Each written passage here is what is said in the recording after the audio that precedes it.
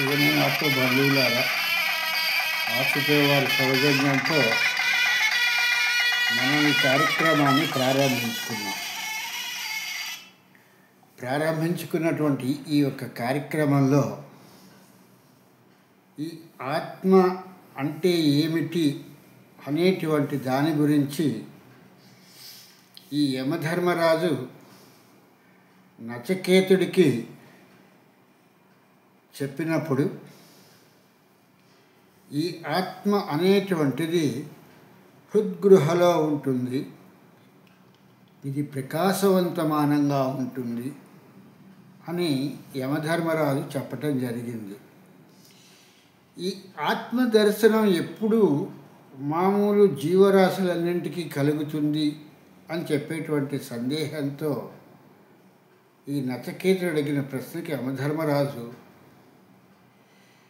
జ్ఞానం ఉందనుకుని చెప్పి అజ్ఞానంలో ప్రవర్తిస్తూ తమ కోరికలనేటువంటి వాటిని తీర్చుకోవాలి అనేటువంటి తపనతో వేదాలలో చెప్పబడినటువంటి యజ్ఞము అనేటువంటి దాన్ని వస్తువులతో నిర్వర్తించి ఆ యజ్ఞాన్ని చేసి ఆ యజ్ఞ పురుషుడైనటువంటి ఆ కోరిక తీర్చేటువంటి ఏ దైవం ఉన్నదో ఆ దైవాన్ని ప్రార్థించి ఈ యొక్క యజ్ఞ ఫలాన్ని అతనికి సమర్పించి ఈ యజ్ఞం చేసినటువంటి ఈ వస్తువులతో చేసినటువంటి ఈ యజ్ఞ ఫలాన్ని అతనికి సమర్పించి ఆ యజ్ఞ పురుషుడి నుంచి తన కోరికని తీర్చుకోవటానికి మామూలుగా ఉన్నటువంటి వాళ్ళందరూ కూడా రాజఋషులైన మామూలు ఋషులైనా చేసినటువంటి పని ఇదే. ఈ యొక్క వస్తువులతో చేసేటువంటి యజ్ఞం ఎంతవరకు ఫలిస్తుందంటే తాత్కాలికంగా ఏ ఒక్క కోరిక కోరబడుతుందో ఆ కోరిక మాత్రము తీర్చుకోవటానికి మాత్రము ఆ యజ్ఞ పురుషుడి నుంచి ఆ ప్రతిఫలంగా పొందటానికి ఈ యొక్క యజ్ఞయాగాది క్రతువులన్నీ కూడా పనిచేస్తాయి. అలాగే బాహ్యమైనటువంటి పూజని కూడా చేసేటప్పుడు ఈ బాహ్యమైనటువంటి పూజలో కూడా వచ్చేటువంటిది ఏంటి మిగులుతుంది అని అంటే ఈ యొక్క పూలన్నింటినీ కోసుకొచ్చి ఒక్కొక్క మంత్రానికి ఓం శ్రీమాత్రే నమః అని చెప్పేసినప్పుడు ఒక పువ్వు వేసి లేకపోతే ఒక కుంకుమ అనేటువంటి దాన్ని ఒక గుప్పడి వేసి ఇలా చేయటం మూలంగా ఇవి వస్తువులైనటువంటి వాటిని ఆ దైవానికి సమర్పిస్తున్నామని చెప్పేసని ఈ వస్తువులకి మనం ధనాన్ని వెచ్చించి ఈ వస్తువులన్నీ తెచ్చి ఈ యొక్క మనోపూజ కానీ ఈ యొక్క వస్తు పూజ అనేటువంటిది చేయటం జరుగుతుంది. ఈ వస్తువులతో రాజుని యాచించి రాజు ఇచ్చినటువంటి ధనంతో ఈ యజ్ఞయాగాది క్రతువులు చేసి ఈ సంభారాలు అనేటువంటి వస్తువులన్నీ కూడా యజ్ఞానికి సమర్పిస్తున్నారు. అలాగే పూజ అనేటువంటిది ఒక సత్యనారాయణ వ్రతం చేస్తున్నాము అని అంటే 5 కథలకి 5 కొబ్బరికాయలు ఉండాలి అని చెప్పేసి 5 కొబ్బరికాయలు ఆ మొక్క నవగ్రహాలని ఆహ్వానించటానికి తమలపాకులు ఒక్కలు ఇవి అన్నీ ఇలాగా ఈ సంభారాలన్నింటినీ కూడా ఈ వస్తువులన్నింటినీ తీసుకొచ్చి ఆర్భాటంగా ఒక 10 మందిని పిలిచి చుట్టుపక్కల వాళ్ళందరినీ అన్నట్టుగా మేము సత్యనారాయణ వ్రతం చేస్తున్నామని ఈ రోజుల్లో పిలుస్తున్నాము. ఆ రోజుల్లో ఈ యజ్ఞము అనేటువంటి దాన్ని చేస్తున్నాము అని చెప్పేసని ఆ ఋషులు పిలిచేటువంటి పరిస్థితిలో ఉండేటువంటి ఆ చుట్టుపక్కల ఉన్నటువంటి వాళ్ళని ఆ దేశపు రాజుని అందరినీ పిలిచి ఈ యొక్క వస్తు సంభారాలతో ఆ ఒక యజ్ఞాన్ని చేయటం జరుగుతూ ఉండేటువంటిది. కానీ నచికేత ఇక్కడ ఈ యజ్ఞాన్ని నీవు విద్య కింద మార్చుకుని ఈ విద్య మూలంగా ఈ వస్తువులని అగ్నికి సమర్పించి బాహ్యంగా సమర్పించేటువంటి దాన్ని నీవు ఈ ఒక వస్తువుల్ని హృద్గృహ అనేటువంటి దాంట్లో ఈ యొక్క దేహంలో ఉన్నటువంటి ఎవరైతే జీవేశ్వరుడు ఉన్నాడో ఆ జీవేశ్వరుడికి సమర్పించటం నేర్చుకో. అలా చేయటం మూలంగా దీన్ని నచికేత విద్య అనేటువంటి దాన్ని ఇక నుంచి వస్తుంది అనేటువంటి విషయాన్ని యమధర్మరాజు చెప్పటమైంది. ఈ యొక్క రామాయణాన్ని వ్రాసేటప్పుడు ఈ వాల్మీకి మహర్షి ఇన్ని సంవత్సరాలుగా తపస్సు చేసి ఆ ఒక పుట్టలు పట్టేసి పుట్టల్లో నుంచి వచ్చినటువంటి వాల్మీకి మహర్షి రామాయణము అనేటువంటిది ఏదో ఒక కథాగమనంగా కాకుండా ఈ యొక్క జీవేశ్వరుడు అయినటువంటి ఇతను ఉండటానికి ఒక రాజసౌధము అనేటువంటి దాన్ని ఈ యొక్క దేహంలోనే ఈ హృద్గృహ అని యమధర్మరాజు చెప్పిన దాన్ని రాజసౌధంగా చెప్పటం అవుతోంది. ఈ యొక్క రాజసౌధానికి కాపలాదారుడుగా అన్నట్టుగా దాన్ని ప్రొటెక్ట్ చేయటానికి దాన్ని సంరక్షించటానికి 5 కక్షలతో ప్రాకారాలు ఉన్నాయి.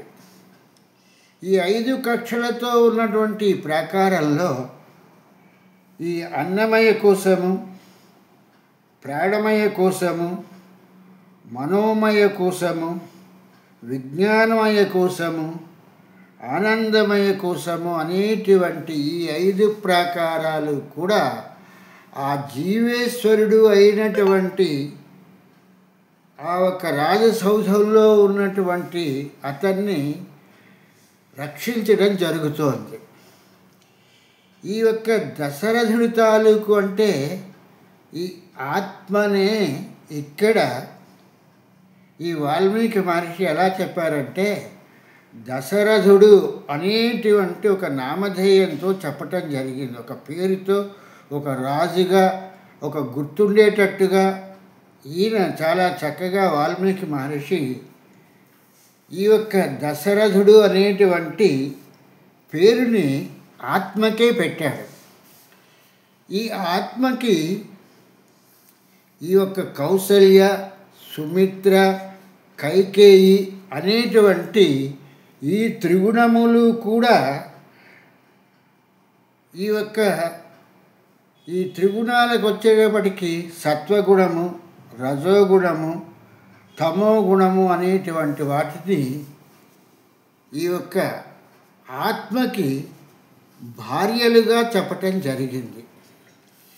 ఈ కౌసల్య అనేటువంటి ఈవిడ తన కొడుకైనటువంటి రామచంద్రుణ్ణి రాజుని చేస్తాను అని చెప్పినప్పుడు కూడా, యువరాజ పట్టాభిషేకం చేస్తానన్నప్పుడు కూడా ఆమెలో ఏ విధమైనటువంటి చలనము లేకుండా ఆనందంగానీ లేదు, లేకపోతే నా కొడుకే రాజు అవుతున్నాడు అనేటువంటి ఒక రజోగుణము కూడా లేకుండా సత్వగుణములో ఉండటం జరిగింది.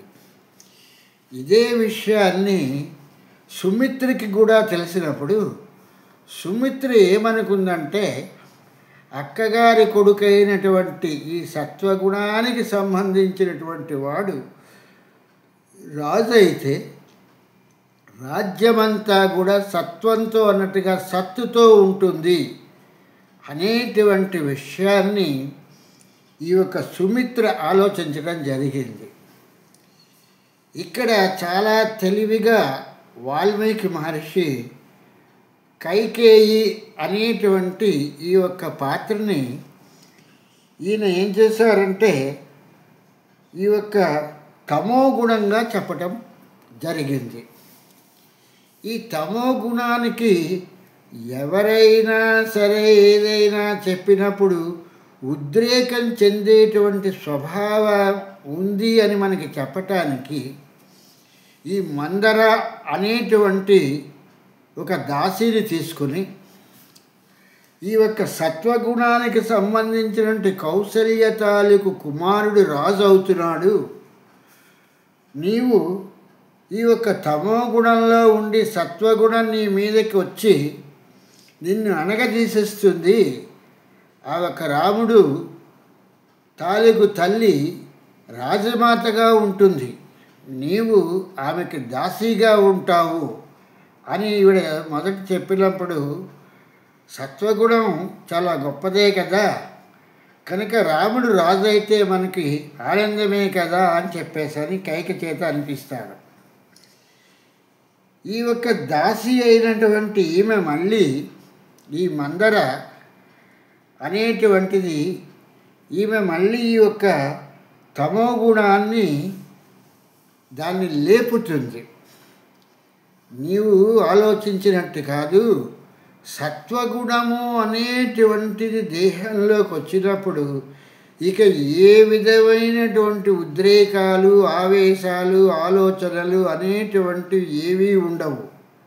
అప్పుడు నీ ఉనికే పోతుంది, నువ్వు ఉన్నావు అనేటువంటి తత్వమే పోతుంది.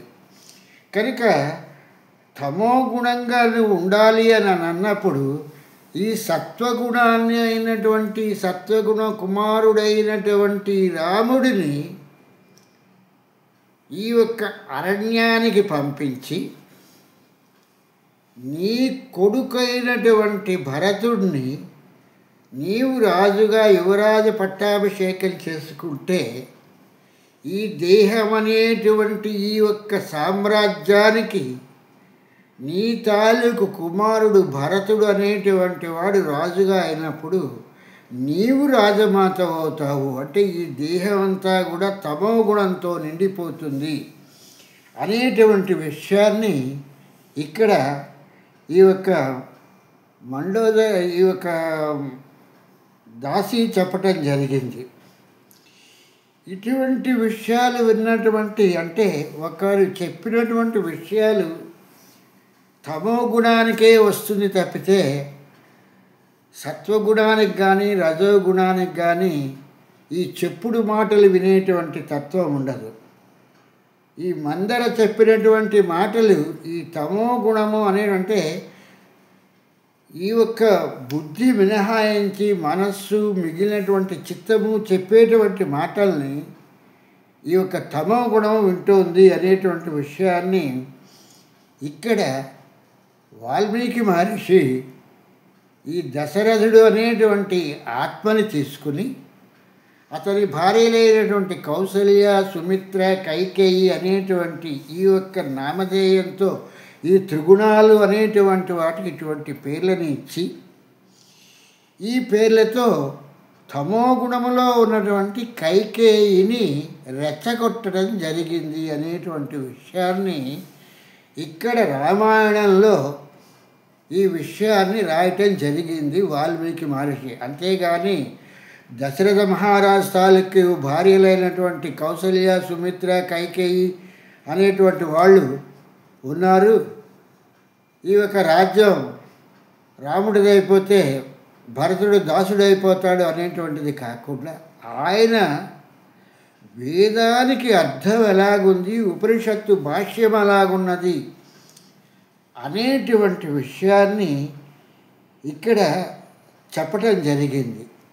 ఈ శబ్దబ్రహ్మము అనేటువంటిది ఏంటంటే రామ, రామహో, రామేభ్య అనేటువంటిది ఈ రామ అనేటువంటి శబ్దాన్ని ఎందుకు ఉపయోగించారంటే ఇది శబ్దబ్రహ్మంగా ఉపయోగించడం జరిగింది. విరాట్ పురుషుని శబ్దబ్రహ్మంలో చెప్పటం జరిగింది అనేటువంటి విషయాన్ని ఇక్కడ గ్రహించవలసినటువంటి విషయము.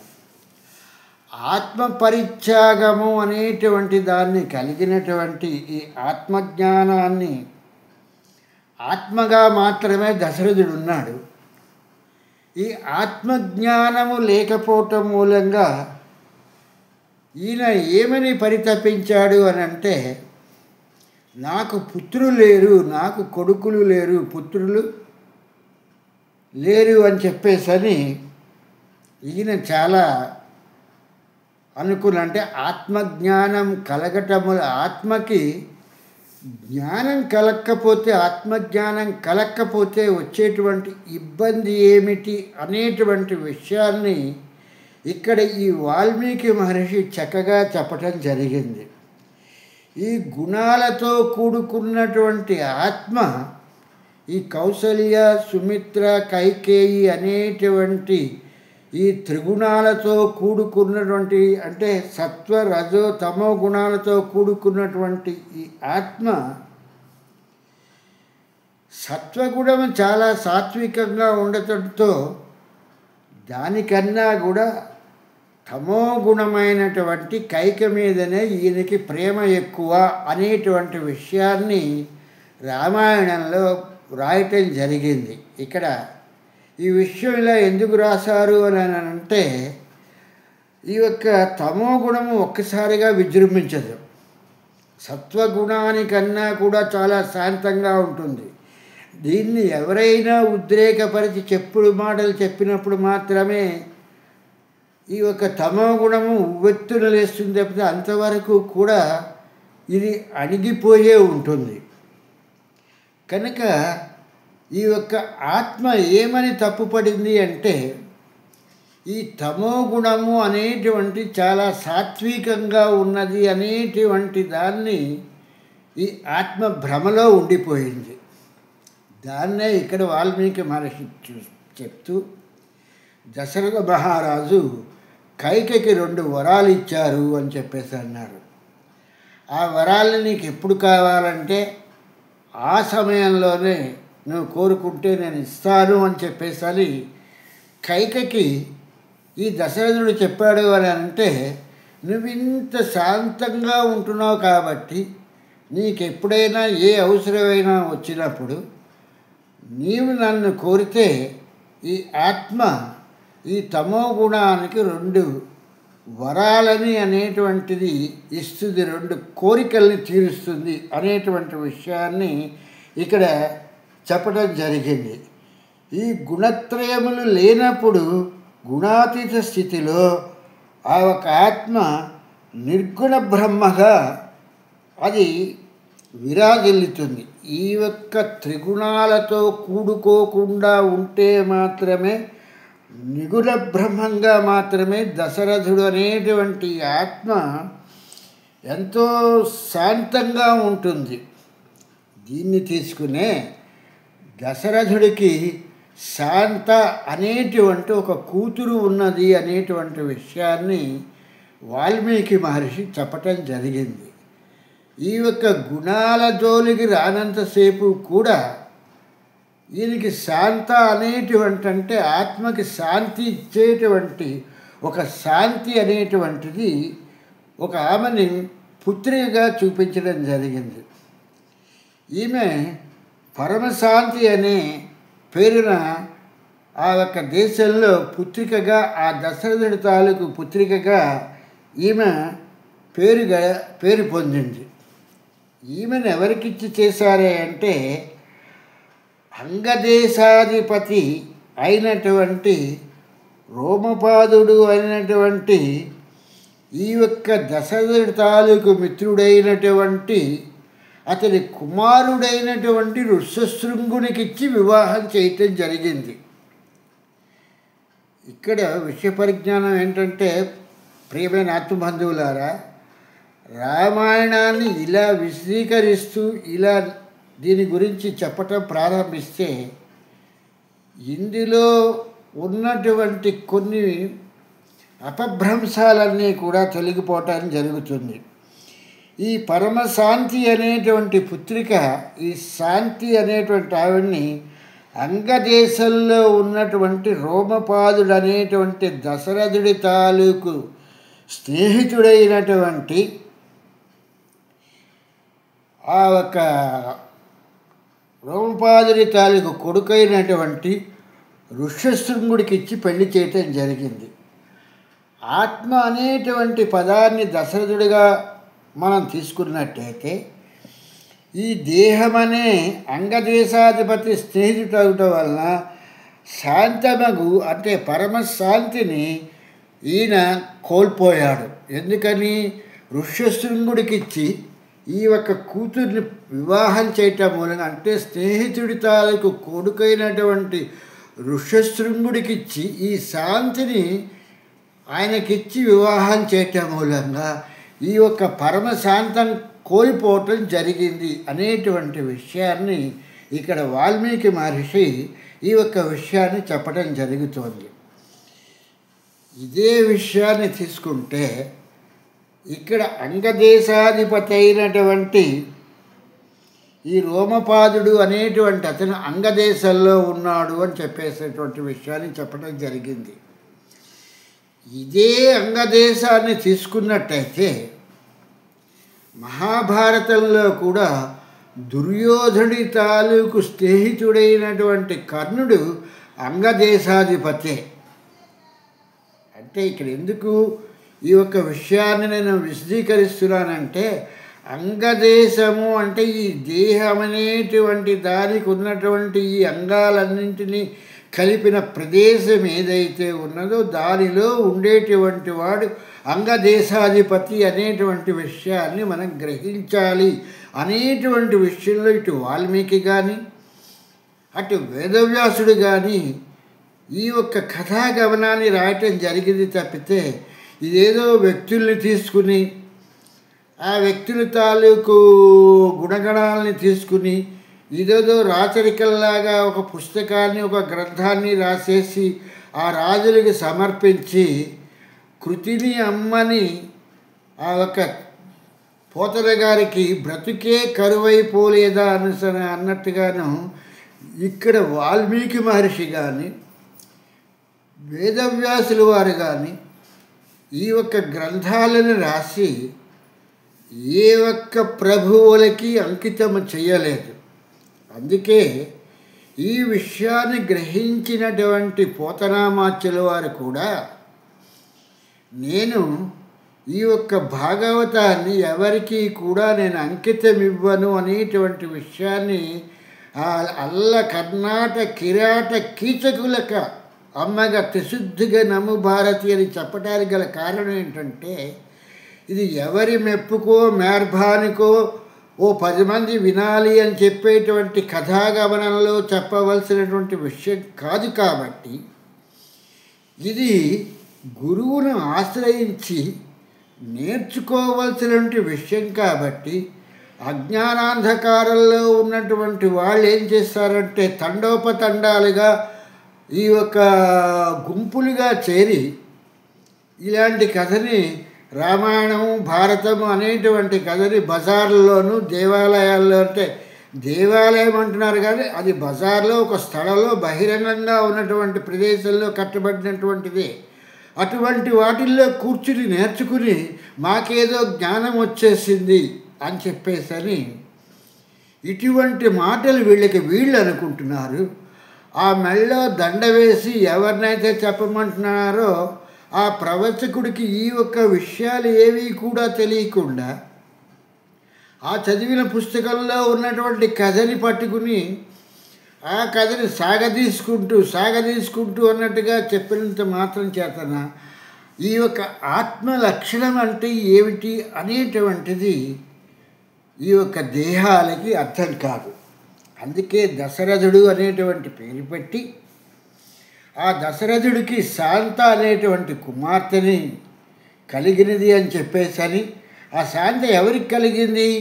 ఈ 350 మంది కలిగిన భార్యల్లో ఒక భార్య తాలూకు కూతురుగా ఆయన చెప్పుకొచ్చారు.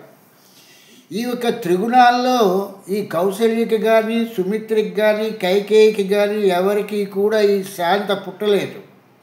అంటే సత్వగుణానికి కానీ రజోగుణానికి కానీ తమో గుణంలో కానీ ఈ శాంతము అనేటువంటిది ఈవిడ జరించలేదు అనేటువంటి విషయాన్ని ఇక్కడ వాల్మీకి మహర్షి చక్కగా చెప్పడం జరుగుతున్నటువంటి విషయము.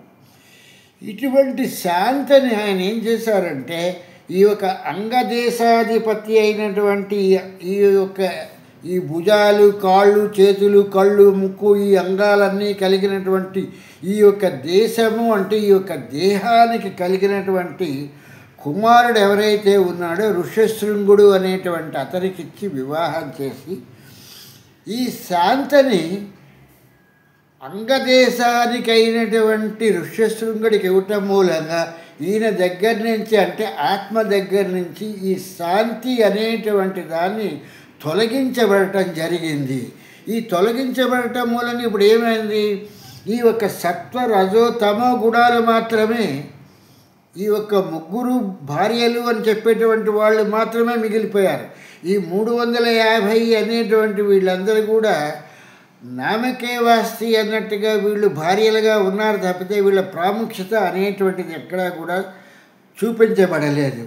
ఈ ఒక అంగదేశము అనేటువంటిది స్థూల సూక్ష్మ కారణదేహాలకి ఈ మూడును జీవస్థానముకు అంగదేశం అని చెప్పేసరి కూడా అని అంటారు. మీదకంటే ఇక్కడ ఒక విషయం ఎలా చెప్తారంటే తెలిసి తెలవని పరిస్థితిలో వచ్చేటువంటి దానికి ఇది తెలిసినటువంటి ఆత్మజ్ఞానం కలిగిన వాళ్ళు చెప్పేటువంటి దానికి వచ్చేటప్పటికి ఏంటంటే ఈ యొక్క కర్మలు పాపాలు పుణ్యాలు అనేటువంటి వాటికి వచ్చేటప్పటికి ఈ సూక్ష్మ శరీరము కారణ శరీరము ఇంకో శరీరము ఏవో వీళ్ళు 10 శరీరాలు తగిలించేసుకుని అవి ఆ నరకంలో ఇవన్నీ అనుభవిస్తున్నాయి అనేటువంటి విషయాన్ని వీళ్ళు చెప్తారు. కానీ ఎక్స్టర్నల్ బాడీ ఏదైతే ఉందో అంటే మీదకి కనిపించేటువంటి దేహం లోపల ఒక సూక్ష్మమైనటువంటి దేహం కూడా ఇదే దేహంలో ఉంది. ఆ సూక్ష్మమైన దేహంతో పాటు కారణదేహం కూడా ఉంది. అసలు దేహం రావటానికి గల కారణం ఏమిటి? కారణము లేని తగవును వీరడము లేని అని చెప్పేసరి ఒక పద్యం చెప్పుకొస్తారన్నమాట. కారణం అంటూ ఉంటే కానీ ఒక కార్యం జరగాలంటే ఒక కారణం ఉండాలి. ఆ కార్యం నెరవేరాలంటే ఆ ఒక కారణానికి తగినటువంటి రీజన్ కూడా ఉండాలంటే దానికి తగినటువంటి ఒక ప్రముఖమైనటువంటి ఆధారం కూడా ఒకటి ఉండాలి. కనుక ఈ అంగదేశము అన్నటువంటి దాంట్లో ఏం చేశారంటే ఈ యొక్క స్థూల సూక్ష్మ ఈ యొక్క కారణ శరీరాలు అనేటువంటి ఈ మూడు కూడా జీవస్థానముగా అంగదేశముగా దీన్ని పేర్కొనటం జరిగింది అనేటువంటి విషయాన్ని మనం గమనించవలసినటువంటి విషయము. అట్టి అంగదేశమును దేహత్రయాదులు రాకపోవడంతో పురుషుడికి దేహధ్యాస కలుగుతుంది. ఈ యొక్క కారణ శరీరము సూక్ష్మ శరీరము ఇవి మీదకి కనిపించవు. ఈ యొక్క స్థూల శరీరము అయినటువంటి ఈ యొక్క మీదకి బాహ్యంగా కల్పించేటువంటి శరీరాన్ని చూసి ఇది అందంగా ఉంది, తెల్లగా ఉంది, లేకపోతే నున్నుగు ఈ యొక్క వంకర్లతో జుట్టుతో ఉంది, నా కళ్ళు బాగున్నాయి, నా చెవులు బాగున్నాయి అని చెప్పేసి ఈ స్థూల శరీరంతో అనుకుంటూ రావడంతో ఈ యొక్క దశరథుడు అనేటువంటి వాడికి పురుషుడికి దేహధ్యాస కలుగుతుంది. దీని మూలంగా నా అందం ఇలాగున్నది, నా భాగ్యం ఇలాగున్నది, నేను ఇలా టక్ చేస్తే ఇలాగుంటాను, నేను బట్టలు వేసుకుంటే ఇలాగుంటాను, కత్తి పట్టుకుంటే ఇలాగుంటానని అనుకునేటప్పటికీ ఆ ఒక్క ధ్యాస ఏమవుతుందంటే అతనికి ఆ ఒక దేహం మీద ప్రేమ వాత్సల్యము మోహము అనేటువంటిది కలగటం జరుగుతుంది. ఇటువంటి విషయాన్నే తీసుకుని పోతన గారు గజేంద్ర మోక్షము అనేటువంటి దాన్ని చెప్పటం జరిగింది. ఈ గజేంద్రుడి తాలూకు కాలు మొసలి పట్టుకుంది, మోహం దేన్ని పట్టుకుంది? ఎక్స్టర్నల్ బాడీని పట్టుకుంది, అంటే స్థూలమైనటువంటి దేహాన్ని పట్టుకుంది. ఈ స్థూలమైన దేహాన్ని పట్టుకున్నప్పుడు ఈ సూక్ష్మమైనటువంటి దేహంలో ఉన్నటువంటిది ఏదైతే ఉందో అది పరమాత్మ గురించి ప్రార్థించడం ప్రారంభించింది. ఏ రూపమున దీని గెలుతు నిట మీదేల్పు దింతు అని చెప్పేసరి ఈ దేహము లోపల ఉన్నటువంటిది ఆ ఒక్క పరమాత్మని గురించి ప్రార్థించడం జరిగింది. ఈ యొక్క పరమాత్మని గురించి ప్రార్థిస్తున్నప్పుడు ఈ కారణదేహం అంతా కూడా కేంద్రీకృతమయ్యి, అందుకే ఆయన పోతన గారు ఏమని రాస్తారంటే పాదద్వంద్వము నేల మోపి పవనున్ బంధించి అని చెప్పేసని ఎంతో జాగ్రత్తగా ఆయన ఈ విషయాన్ని పోతనామాచులు వారు, అందుకే మీదకి చదివేటువంటి వాళ్ళు ఆయన తాలూకు పద్యాలు చాలా అమోఘంగా ఉంటాయి. ఆత్మజ్ఞానాన్ని అనుభవించేటువంటి వాళ్ళకి అటువంటి రమ్యమైనటువంటి కథాగమనాన్ని చూపిస్తూ ఆయన చెప్తున్నటువంటి పద్యాలు ఆత్మతత్వానికి దగ్గరగా తీసుకెళ్తాయి. కనుక ఇటువంటి విషయాలు ఏవి కూడా మనకి తెలిసి తెలవకుండా మనం ప్రారంభించి రామాయణం చెప్తాము, భారతం చెప్తాము, భాగవతం చెప్తాం, భాగవత సప్తాహాలు చేస్తామంటే ఏం చేస్తారు? అందులో ఉన్నటువంటి సప్తాశ్వరథమారూఢం ప్రచండం కశ్యపాత్మజం శ్వేతపద్మధరం దేవం తం సూర్యం ప్రణమామ్యహం అని చెప్పేసని, ఈ సూర్యుడి తాలూకు గుర్రాలు 7 ఉన్నాయని చెప్పేసని ఈ భాగవత సప్తాహం చేస్తామని చెప్పేసరి కూర్చుంటే ఆ సప్త ఆహము అనేటువంటిది ఏమిటి? దీనికి తగినటువంటిది ఒక గురువు చెప్పటం కానీ, ఒక గురువు దగ్గర నుంచి నేర్చుకోవటం కానీ లేకుండా వీళ్ళంతా వీళ్ళే చేసేసుకుంటూ వెళ్ళిపోవటం మూలంగా గాడిద గంపెడ ఊక బొక్కింది అనేటువంటి సామెతలాగా మిగులుతోంది తప్పితే ఈ రామాయణ భారతాలు అనేటువంటి ఒక కథలుగానే మిగిలిపోయినాయి. ఎవరైనా అందులో నుంచి ఒక ప్రశ్న వేస్తే ఇది ఇలా ఎందుకు జరిగింది అంటే వీడికి ఆ ఆత్మ సమ్మన యోగము అనేటువంటిది భగవద్గీతలో చెప్పినటువంటి ఆ లింక్ వీడికి తెలియకపోవటం మూలంగా, విశదీకరించలేకపోవటం మూలంగా అది ఒక బూతులాగాను లేకపోతే ఒక తప్పులాగాను ఒక నేరంలాగాను మిగిలిపోయి ఆఖరికి మనం దాని మీద ఎలా తయారయ్యామంటే శివధనుస్సు ఎవరు విరగొట్టారు అని అంటే నేను విరగొట్టలేదు సార్, దాని ఖరీదు ఎంత అయితే అంత మేము మా జీతాల్లోంచి ఇచ్చేస్తాము అనేటువంటి జోకుల కింద ప్రారంభించారు.